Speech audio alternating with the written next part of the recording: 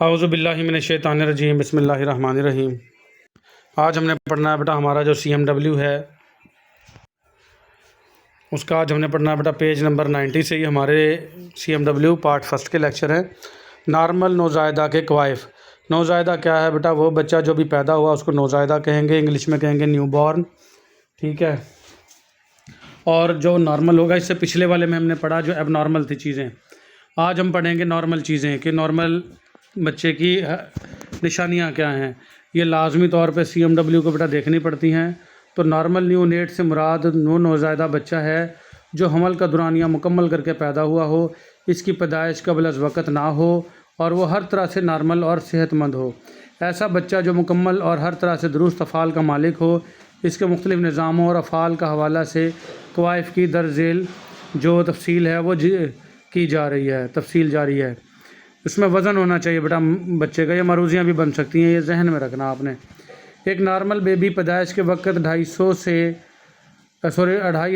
Gram سے 3500 gram وزنی ہو سکتا ہے۔ یہ 2500 گرام کا مطلب 2.5 کلو اور 3500 گرام کا مطلب ہے 3.5 کلو، یعنی 2.5 کلو سے 3.5 کلو وزنی ہو سکتا ہے۔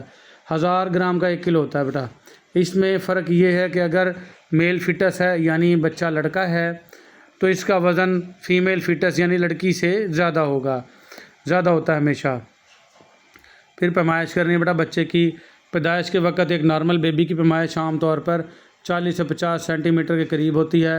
یہ بھی مروزی بن سکتی ہے بیٹا، لیکن یہ عام اوسط اندازہ ہے، اس میں کمی بیشی ممکن ہے اور اس میں لڑکے اور لڑکی کی پیمائش میں فرق ہوتا ہے۔ پھر آ جائے گا بیٹا جسمانی درجہ حرارت۔ نوزائیدہ بچے کا پیدائش کے بعد نارمل جو جسمانی درجہ حرارت ہے وہ 36-37 ڈگری سینٹی گریڈ ہوتا ہے۔ ہمارا بھی باڈی کا جو ہے ہمیشہ 37 ڈگری سینٹی گریڈ ہی رہتا ہے بیٹا۔ تو بچے کا بھی جو نارمل بچہ پیدا ہوگا اس کا اتنا ہی ہوگا۔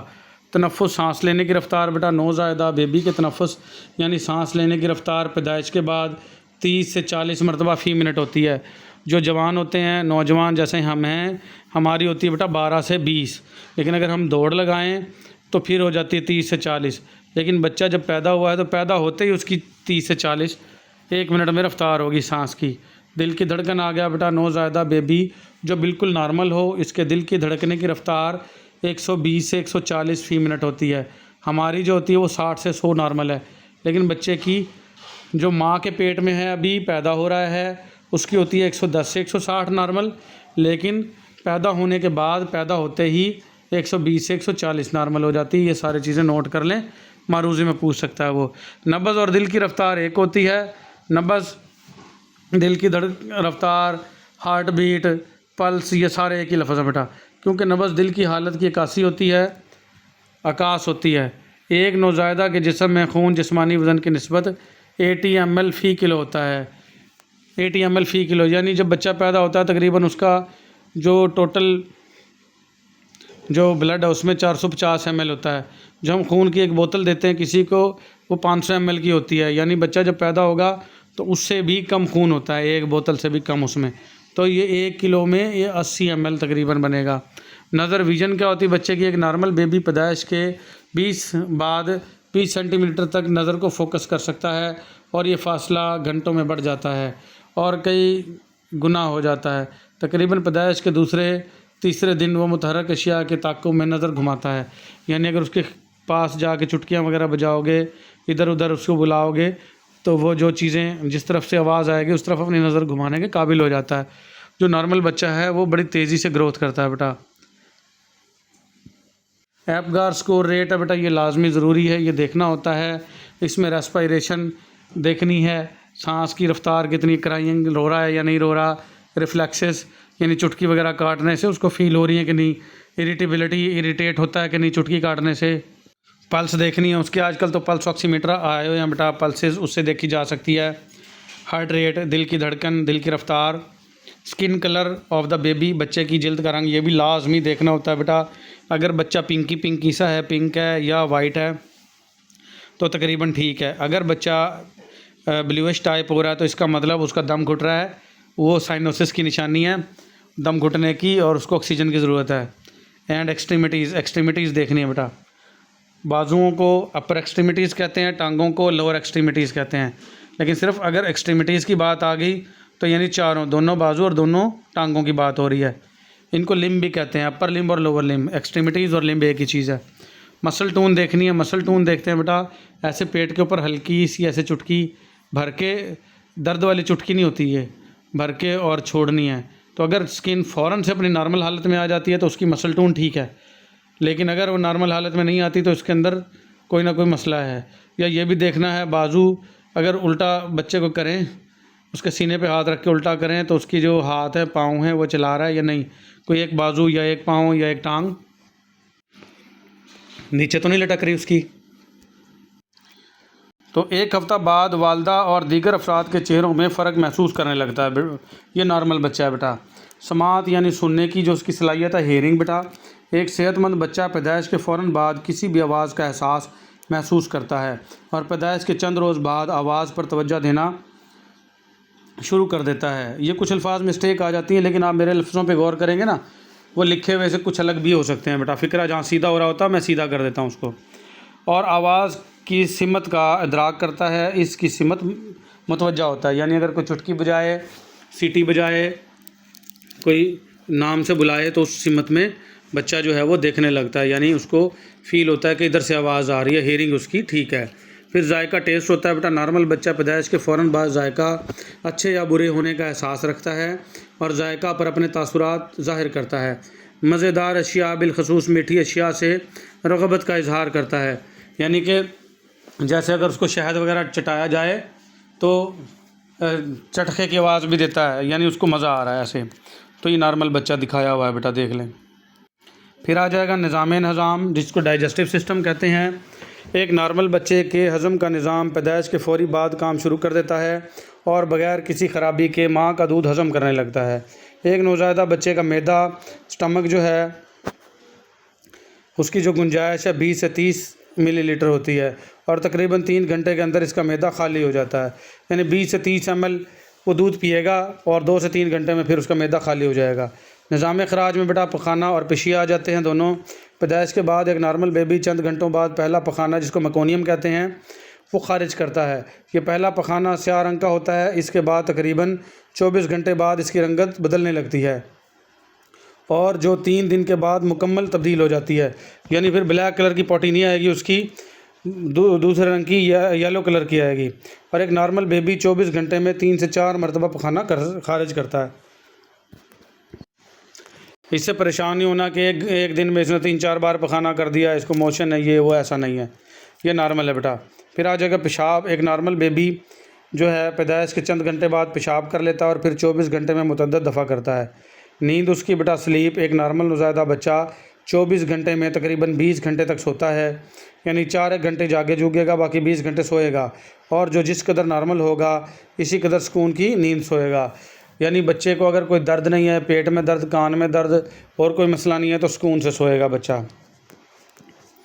تو یہ تھے بیٹا ہمارے نارمل بچہ ہے اس کے کوائف کہ کیا ہونے چاہیے، وہ بہت امپورٹنٹ سوال تھا۔ پھر آ جائے گا پاکستان میں ماں اور بچے کی صحت کا تعارف۔ اس کے اندر دیکھ لیتے ہیں بیٹا، لیکچر ہوتا ہے، اس میں ڈسکشن ہوتی ہے، ایک دوسرے سے سوال پوچھے جاتے ہیں بچوں سے، عملی مظاہرہ ہوتا ہے، گروپ ورک ہوتا ہے، رول پلے ہوتا ہے، یہ سارے کے سارے، اور پینل ڈسکشن ہوتی ہے، پینل بیٹھا ہوتا ہے ایک، اس میں ڈسکشن کرتے ہیں۔ لیکن ہمارے کالجوں کی جو ہے وہ اتنی اچھی نہیں ہے سسٹم جو ایسا کیا جائے، لیکن یہ ہے صحیح۔ تو ماں اور بچے کی صحت کا تعارف دیکھتے ہیں بیٹا ہم۔ یہ ماڈیول طالبات کو پاکستان میں ماں اور بچے کی صحت کی صورتحال سے آگاہ کرے گا اور حاملہ عورتوں، ماؤں اور بچوں کی موات اور معذوری کا سبب بننے والے مسائل سے باخبر کرے گا۔ علاوہ ازیں پاکستان میں ماں اور بچے کو حمل، بچے کی پیدائش کے دوران اور پیدائش کے بعد ابتدائی چند ہفتوں اور مہینوں میں اچھی دیکھ بھال حاصل کرنے کی جو راہ میں حائل رکاوٹیں ہیں، ان پر قابو پانے کے لیے اٹھائے گئے اقدامات سے آگاہی دے گا۔ تو اس سے یہ پتہ چلا بیٹا کہ ماں کو جب حاملہ ہو جاتی ہے، بچہ جنم نہیں دیتی ہے، ابھی بچہ ماں کے پیٹ میں ہوتا ہے، تو اس وقت بھی کیئر کی ضرورت ہے، جب بچہ پیدا ہو رہا ہوتا ہے تب بھی کیئر کی ضرورت ہے، اور جب بچہ پیدا ہو جائے تو اس کے بعد بھی چند ہفتوں تک، خاص کر 6 ہفتے ہوتے ہیں پہلے، جس کو 40 دن سوا مہینہ کہتے ہیں، تو کیئر کی ضرورت ہوتی ہے۔ تو اس میں جو حائل رکاوٹیں ہیں تو اس کے پڑنے کے بعد وہ بھی دور ہو جائیں گی۔ تو ماں اور بچے کی جو صحت کی صورتحال ہے، اس کی جو ٹریننگ کے مقاصد ہیں، اس کے اختتام پر طالبات اس قابل ہو جائیں گی کہ ماؤں اور بچوں کی اموات اور معذوری سے منسلک مسائل کو سمجھ سکیں کہ ماں اور بچوں کو کوئی مسئلہ تو نہیں ہو رہا۔ 3 تاخیروں کے ماڈل کی وضاحت کر سکیں گی اور تجزیے کے بعد رائے دیں کہ ان کی تاخیروں ڈیلیز کو کیسے کم کیا جا سکتا ہے۔ ٹھیک ہے، تاخیریں کیا ہوتی ہیں؟ جیسے ڈیلیڈ لیبر ہوتا ہے، پرولونگ لیبر ہوتا ہے، بچہ پھنس جانا۔ ٹھیک ہے، پھر تعلیم و تربیت کے طریقے کیا ہیں؟ متعمل لیکچر ہے اس کا بیٹا، پیسوں مباحثہ بھی ہو سکتا ہے اور بورڈ گیمز بھی ہو سکتی ہیں۔ پھر ماؤں کی اموات اور معذوری کا تعارف دیں گے، اس میں ہم پاکستان میں ماں اور بچے کی صحت پر اثر انداز ہونے والے عوامل دیکھیں گے، تاخیر کے 3 مراحل دیکھیں گے اور ماڈیول کی دہرائی کریں گے۔ تو پہلا کیا ہے اس کے اندر؟ ماؤں کی اموات اور معذوری، مائیں کیوں مرتی ہیں اور معذوری کیوں ہوتی ہے ان کو۔ اس ماڈیول میں پاکستان میں ماں اور بچے کی صحت پر اثر انداز ہونے والے عوامل اور 3 تاخیروں کے ماڈیول 3 ڈیلیز کے بارے میں ہم سمجھیں گے بیٹا۔ بات کی گئی ہے 3 تاخیروں کے ماڈل سے پتہ چلتا ہے کہ ماؤں اور بچوں کی قیمتی جانوں کو کیوں اور کیسے بچانا ضروری ہے۔ ان مسائل سے آگاہی مڈ وائف میں ماں اور بچے کے علاج کے حصول میں تاخیر کا باعث بننے والے جو عوامل ہیں اس کے خلاف اقدامات کرنے کی تحریک پیدا کرے گی۔ جیسے خدا نخواستہ اگر ماں کو ہاسپٹل جانے کی ضرورت ہے اور اگر کوئی گاڑی نہیں مل رہی تو یہ تاخیر ہی ہے بیٹا، اور اس سے ماں اور بچے دونوں کا خطرہ ہو سکتا ہے۔ زچگی کی دیکھ بھال، جس کو obstetrical کیئر کہتے ہیں، ماؤں کی اموات کو کم کرنے کے لیے بنیادی عنصر ہے، جسے میں نے کہا تھا اینٹی نیٹل کیئر، بچے کی پیدائش سے پہلے کی دیکھ بھال جو حاملہ عورت ہوتی ہے۔ 1987 میں ماں بننے کے محفوظ عمل یعنی سیف مدرہڈ کا نظریہ آنے سے پہلے حمل اور بچے کی پیدائش کے دوران پیچیدگیاں بے توجہی کا شکار تھی، یعنی کوئی توجہ ہی نہیں دیتا تھا۔ ماں بیمار ہے تو ہوتی رہے، وہ کہتے ہیں ساری عورتیں بچے کو جنم دیتی ہیں، کچھ بھی نہیں ہوتا، یہ تو حمل کے دوران ہوتی ہیں، پریشانیاں آتی ہیں، تو اس کو کوئی بھی توجہ نہیں دیتا تھا۔ اگرچہ ماؤں میں زیادہ تر پیچیدگیاں اور اموات ڈلیوری کے دوران یا ڈلیوری کے فوراً بعد ہوتی ہیں، لیکن پھر بھی اس دورانیے میں عورت کو صحت کی وہ دیکھ بھال میسر نہیں جس کی اسے ضرورت ہوتی ہے۔ یہ کب کی بات ہو رہی ہے بیٹا؟ اینٹی نیٹل کیئر، یعنی حمل سے لے کے اور بچہ پیدا ہونے کے درمیان جو پیدائش سے پہلے کی دیکھ بھال ہے اس کی بات ہو رہی ہے۔ تو وہ بتانا چاہ رہے ہیں کہ جب بچہ پیدا ہو رہا ہوتا ہے جب مائیں مرتی ہیں یا بچہ پیدا ہونے کے بعد مرتی ہیں تو یہ کیئر کی ضرورت نہیں ہے، لیکن یہ ایسا درست نہیں ہے بیٹا، اس کیئر کی بھی ضرورت ہے، اینٹی نیٹل کیئر کی۔ ٹھیک ہے، تو یہ 3 الفاظ ہیں انگلش میں یوز ہوتے ہیں۔ جو پیدائش سے پہلے کی دیکھ بھال ہوگی اس کو ہم کہیں گے اینٹی نیٹل کیئر، اور جو بعد میں ہوگی اس کو کہیں گے پوسٹ نیٹل کیئر، اور جو بچہ پیدا ہو رہا ہوگا اس کو کہیں گے ڈیورنگ لیبر کیئر۔ دنیا میں ہر 1 منٹ پر حمل سے متعلقہ وجوہات کی بنا پر ایک عورت مر جاتی ہے، تو ہر سال 6 لاکھ عورتیں تقریباً مر جاتی ہیں بیٹا، اور ان اموات میں سے 99% اموات ترقی پذیر ممالک میں ہوتی ہیں۔ ترقی پذیر ممالک وہ ہوتے ہیں جو غریب ملکوں سے تعلق رکھتے ہوں۔ ترقی یافتہ جو امریکہ، کینیڈا، برطانیہ، اور ترقی پذیر جیسے انڈیا، پاکستان، بنگلہ دیش وغیرہ، یہ ترقی پذیر ممالک ہیں، تو 99% اموات ان میں ہوتی ہیں۔ تقریباً ان اموات کو روکا جا سکتا ہے۔ پاکستان میں صرف 27% عورتوں کو حمل کے دوران دیکھ بھال یعنی اینٹی نیٹل کیئر ملتی ہے۔ آ گیا وہی لفظ جو میں بار بار بول رہا تھا، 24% ڈلیوریاں تربیت یافتہ کارکنان صحت کے ذریعے ہوتی ہیں۔ باقی ایسے جن کو اتنا زیادہ تجربہ نہیں ہوتا، صرف دائیاں دوئیاں ہی کرتی ہیں، تربیت یافتہ کارکنان کے ذریعے صرف اور صرف 24% ڈلیوریاں ہوتی ہیں۔ یہ بیٹا معروضیاں بن سکتی ہیں کہ اینٹی نیٹل کیئر کتنی فیصد عورتوں کا؟ 27%، اور تجربہ کار جو ہے تربیت یافتہ کارکنان سے جو ڈلیوریاں ہوتی ہیں وہ کتنی؟ 24%، اور کم از کم 25,000 عورتیں حمل اور بچے کی پیدائش کی پیچیدگیوں کی وجہ سے مر جاتی ہیں۔ صرف 51% ماؤں کو حمل کے دوران ٹیٹنس ٹاکسائڈ کا ٹیکہ لگتا ہے۔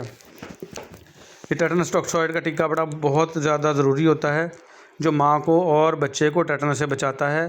بچہ پیدا ہوتے ہی جو اس کی امبلائکل کارڈ ہوتی ہے، جس کو ناڑو بھی کہتے ہیں، وہاں پہ زخم ہوتا ہے، اور یہ ٹیٹنس کے جو جراثیم ہیں یہ گائے، بھینس، گھوڑے، گدھے کی جو فضلہ ہے، پخانہ ہے، پوٹی، اس میں ہوتے ہیں، اور یہ جب ان کا فضلہ پاؤڈر بن کے اڑتا ہے ہوا میں تو وہ اس ناڑ کے راستے جہاں زخم ہوتا ہے باڈی میں انٹری لے سکتا ہے اور بچے کی موت ہو سکتی ہے۔ بہت سارے بچے اس ٹیٹنس سے مر جاتے ہیں۔ تو اس سے بچنے کے لیے ماں کو ہی ٹیٹنس ٹاکسوئڈ کا ٹیکہ لگایا جاتا ہے، لیکن 51% ماؤں کو یہ ٹیکہ بھی میسر نہیں ہے، یہ بھی مروزی بن سکتی ہے۔ پاکستان ایشیا کے ان ممالک میں سے ایک ہے جن میں پچھلی دہائی میں غربت میں اضافہ ہوا ہے۔ غربت کی شرح پورا ملک میں 1992-93 میں 27% تھی، جو کہ سال 2001 سے 2001 میں 35% ہو گئی، یعنی غربت جو ہے وہ 10% بڑھ گئی ہے۔ 27 کی بجائے 35 ہو گئی بیٹا، 10% نہیں ہے، تقریباً 8% بنے گا۔ اقوام متحدہ کی ہیومن ڈیولپمنٹ انڈیکس جو ہے اس پر پاکستان کا درجہ 175 ممالک میں سے 144واں ہے۔ دیکھو کتنے نچلے درجے پہ ہے پاکستان بیٹا، جو کہ بہت نچلا درجہ ہے۔ فی سالانہ آمدنی 410 امریکی ڈالر ہے۔ 410 امریکی ڈالر کا مطلب لاکھ سوا لاکھ، جو کہ 1998 میں 470 امریکی ڈالر ہوتی تھی، پھر سال 2001 میں کم ہو کر 420 امریکی ڈالر ہو گئی۔ پاکستان میں تقریباً 1/3 آبادی غربت کی لکیر سے نیچے زندگی گزار رہی ہے، جبکہ دیہاتوں میں یہ تناسب تقریباً 40% تک ہے۔ کسی ملک کی سماجی اور معاشی ترقی جانچنے کا ایک اہم ذریعہ وہاں کی ماؤں کی اموات کا اندازہ کرنا ہے۔ یہ معاشرے میں عورت کو دیے گئے جو MMR ہے، مورٹیلٹی ریٹ، جس کو کہتے ہیں کہ کوئی مصدقہ اعداد و شمار دستیاب نہیں سوائے ایک بالواسطہ اندازے کے جو کہ 1991 میں ہوا تھا۔ اس سسٹرہڈ طریقے سے اندازہ لگایا گیا تھا، تاہم بیٹا یہ ہو گیا، اس کے مطابق ماؤں کی اموات کا تناسب جو ہے مورٹیلٹی ریشو جو ہے میٹرنل مورٹیلٹی ریشو، یعنی ماؤں کی اموات 553 فی 10,000، یعنی 10,000 میں سے 533 جو خواتین ہیں زندہ پیدائشیں ہیں، اور مورٹیلٹی ریٹ جو ہے 533 ہے 10,000 میں سے، یہ اندازہ لگایا گیا تھا۔ تاہم سرکاری طور پر پاکستان میں ماؤں کی اموات کا جو تناسب ہے 340 فی 10,000 زندہ پیدائشیں ہیں، جو کہ 1998 میں WHO ورلڈ ہیلتھ آرگنائزیشن بیٹا یہ ایک ادارہ ہے، اور یونیسیف بھی ایک ادارہ انہوں نے رپورٹ کیا تھا۔ پاکستان میں مطلب کہنے کا مقصد یہ ہے کہ کوئی ایسا ادارہ ہی نہیں ہے جو اصل ماؤں کی اموات کو کاؤنٹ کر سکے۔ کچھ عورتیں ایسی ہیں جو گھروں میں مر گئی دائیوں کے ہاتھے چڑھ کے، یا دائیوں کے بعد مر گئی، ان کا ریکارڈ ہی نہیں آتا۔ پھر کچھ جو ہے پرائیویٹ کلینک بنے ہوئے ہیں، ان میں جو موت ہوتی ہیں وہ ویسے چھپا لیتے ہیں، تو ایک صحیح سے اندازہ نہیں لگتا۔ تو کسی بھی ملک کی ترقی کا راز اور ان کی کامیابی کا راز اس سے ہے کہ کتنی مائیں جو ہیں وہ حمل کے دوران یا بچے کی پیدائش کے دوران مرتی ہیں۔ تو جس ملک میں زیادہ عورتیں مریں گی وہ ملک غریب اور نکما، جس ملک میں عورتیں کم مریں گی اس کا مطلب ان کے پاس پیسہ بھی اچھا ہے، انہوں نے اپنی عورتوں کی کیئر بھی اچھی کی ہے جس سے وہ بچ گئی ہے۔ تو یہ اندازہ لگایا جاتا ہے بیٹا ان کی اموات سے۔ مقامی طور پر کمیونٹی میں کی گئی تحقیقات کے مطابق کراچی کے شہری خستہ حال علاقوں میں میٹرنل مورٹیلٹی ریشو MMR تقریباً 281 فی 10,000 زندہ پیدائشیں ہیں، یعنی 10,000 میں سے 281 عورتیں مر جاتی ہیں۔ یہ کراچی کی بات ہے، ٹھیک ہے۔ اور بلوچستان کے ضلع خضدار کے دیہی علاقوں میں تقریباً 673 فی 10,000 زندہ پیدائشیں ہیں۔ تو بیٹا یہ مروزیاں بن سکتی ہیں، بلوچستان میں کتنی عورتیں مر جاتی ہیں 10,000 میں سے 673، کراچی میں کتنی مر جاتی ہیں 281۔ اور جو پاکستان میں سرکاری طور پر جو اندازہ لگایا گیا تھا وہ کتنی تھی 340۔ تو یہ موت کا اندازہ لگا رہے ہیں بیٹا۔ ماؤں کی اموات کی اہم وجوہات خون کی کثیر مقدار کا ضیاع ہے، اس کو ہیمریج کہتے ہیں، پیدائش کے دوران خون زیادہ بہہ گیا، حمل میں فشار خون کے مسائل، فشار خون کہتے ہیں blood pressure, high blood pressure بیٹا، اس کو hypertension disease, hypertensive کہتے ہیں خون کا بلڈ پریشر کا زیادہ ہونا، اور سیپسز جراثیم کا شدید حملہ ہونا، رکاوٹ دار لیبر جس کو ابسٹریکٹر لیبر کہتے ہیں، یعنی پیدائش کا راستہ چھوٹا تھا اور بچے کا سر بڑا تو بچہ پھنس گیا تو اس کو ابسٹریکٹر لیبر کہیں گے۔ تو یہ 3 مین وجوہات ہیں، ایک ہیمریج، ایک ہائپر ٹینشن، سیپسز اور ابسٹریکٹر لیبر۔ اور اسقاط حمل ابارشن، اس سے بھی ماؤں کی اموات ہوتی ہیں۔ ان تمام مسائل سے بچاؤ ممکن ہے۔ پاکستان میں ماں اور بچے کی صحت پر اثر انداز ہونے والے عوامل، یہ بہت امپورٹنٹ ہے بیٹا۔ تو یہ دیکھ لیتے ہیں کون سے صحت پر اثر انداز ہوتے ہیں عوامل۔ پاکستان میں ماں اور بچے کی صحت پر اثر انداز ہونے والے بہت سے عوامل ہیں، جن میں سے کچھ یہ ہیں۔ مردوں سے مغلوب معاشرہ، یعنی مرد جو غالب ہیں، مغلوب کہتے ہیں غالب ہونا، یعنی مرد کی چلے گی، عورت کی تو کوئی سنتا ہی نہیں۔ ماں، یہ کا ہے لفظ، ماں کا دودھ کمر سے پلانا، یعنی مائیں مجبوراً بچے کو کمر سے دودھ پلاتی ہیں، اس سے بھی بچے کی صحت پر اثر ہوتا ہے۔ پیدائش سے ہی عورت کے ساتھ امتیازی سلوک، جیسے ہی یہ معاشرہ ہمارا ایسا ہے کہ عورت کو کمتر سمجھتا ہے، اس سے امتیازی سلوک کرتے ہیں بیٹا۔ کم عمر کی شادیاں، لڑکے کو ترجیح دینا، بار آوری فرٹیلٹی کی بلند شرح، یعنی کہ بچے بار بار جنم لیتے ہیں، بار بار حاملہ ہو جاتی ہیں عورتیں، تو اس کو کیا کہتے ہیں؟ بار آوری۔ اگر بار بار حاملہ ہو جائیں گی عورتیں تو نہ تو ان کی صحت ٹھیک رہے گی، نہ بچوں کی صحت ٹھیک رہے گی، نہ وہ بچوں کو ٹھیک سے دودھ پلا سکیں گی۔ پیدائش کے عمل کو آسان بنانے کے روایتی اور ناقص طریقے ہیں بیٹا۔ ان میں حمل کے دوران اینٹی نیٹل کیئر جس کو کہتے ہیں، اور پیدائش کے دوران نیٹل، اور پیدائش کے بعد پوسٹ نیٹل جو کیئر ہے، یہ غیر مناسب دیکھ بھال ہوتی ہیں تینوں، ٹھیک ہے۔ غیر مناسب اور غیر متوازن غذا بھی عورتوں کو اچھی نہیں ملتی، غربت بھی ہے، جہالت بھی ہے۔ سماجی اور معاشرتی روایات جو عورتوں اور بچوں کو مناسب درجہ نہیں دیتی، عورتوں کی صحت کے مسائل سے بے خبری، مرکز صحت ہسپتال میں سہولیات کا فقدان، مرکز صحت ہسپتال میں تربیت یافتہ ہنرمند کارکنان جو صحت ہیں اس کی کمی۔ تو یہ تین چیزیں یہ ساری چیزیں جو ہے نا بیٹا، یہ ماں اور بچے کی صحت کے اوپر اثر ڈالتی ہیں۔ پھر آ جائیں گے بیٹا تاخیر کے 3 مراحل، جس کو 3 ڈیلے ماڈل ہیں، یہ بہت امپورٹنٹ ہیں، یہ بھی ذہن میں رکھنے ہیں، یہ بھی پوچھا جا سکتا ہے سوال۔ تقریباً 75% ماؤں کی اموات زچگی کے براہ راست وجوہات کی بنا پر ہوتی ہے، جیسا کہ ہیمریج میں نے بتایا تھا، جریان خون، پیدائش سے پہلے بھی ہو سکتا ہے، پیدائش کے بعد۔ پیدائش سے پہلے ہوگا، اس کو کہتے ہیں اینٹی پارٹم ہیمریج، اور بعد میں ہوگا بیٹا PPH پوسٹ پارٹم ہیمریج۔ اگر جریان خون ہو گیا ہے تو ماں کی موت کی وجہ بنتا ہے۔ رکاوٹ دار لیبر میں نے بتایا، بچے کے سر کا بڑا ہونا اور پیدائش کا راستہ چھوٹا ہونا، تو بچہ پھنس جائے گا، رکاوٹ ہوگی، یا بچہ کولوں کے بل ہے جس کو بریچ ڈیلیوری کہتے ہیں، تب بھی بچہ پھنس جائے گا۔ انفیکشن ہو گیا کوئی، یا ٹاکسیمیا کہتے ہیں بیٹا، کسی بھی رگ کا بند ہو جانا، یہ ہو جائے، یا غیر محفوظ اسقاط حمل، یا کچھ لوگ ایسے ہیں جو دیکھ لیں بے لڑکی ہو گئی ہے، ابھی الٹرا ساؤنڈ سے پتہ چل گیا ہے، تو اس کو حمل ضائع کروا دیتے ہیں، اس کو کہتے ہیں غیر محفوظ اسقاط حمل۔